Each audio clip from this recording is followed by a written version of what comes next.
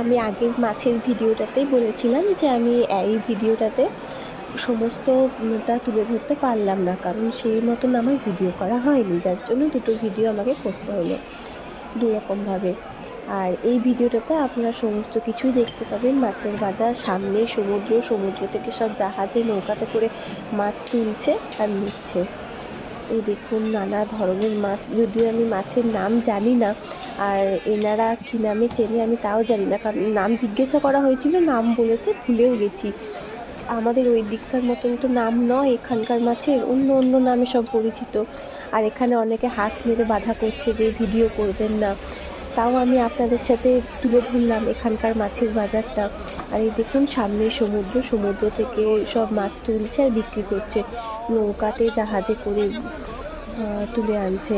আর এই বৃষ্টির মধ্যেও অনেকে রেনকোট পরছে, কারণ বাইরে সেদিনকে অসম্ভব বৃষ্টি, আর নিচটা এতটাই পিচ্ছিল ছিল যে আমি একবার তো পড়তে পড়তে বেঁচে গেছি, খুব জোর পা পিছলে গেছিলাম আমিও। আর এগুলো সব ছোটো ছোটো সামুদ্রিক মাছ, এই মাছগুলো আমরা কিনিনি, আমরা কিনলাম পমফ্রেট। এই যে পমফ্রেট মাছ, খেতেও বেশ সুস্বাদু ছিল।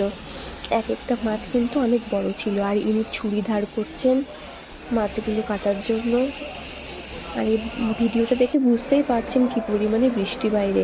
আর এই যে জাহাজটা দেখছেন, এটা হচ্ছে কিলিমাঞ্জারো লেখা আছে জাহাজের গায়ে, এটা জাঞ্জিবার থেকে আসছে।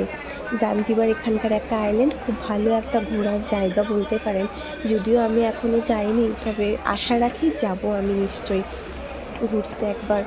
তো এই জাহাজটাও বেশ ওখান থেকে এলো, তো আমি সেই সময় এটাকে ক্যাপচার করে নিলাম আপনাদের সাথে শেয়ার করব বলে।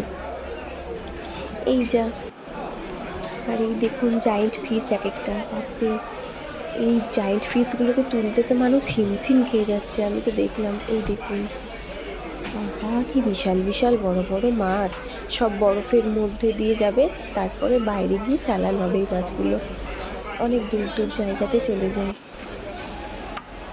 আর সেদিন সমুদ্রের উথাল পাথাল বুঝতে পারছেন কি পরিমাণে উথাল পাথাল ছিল, বৃষ্টি তো, যার জন্য।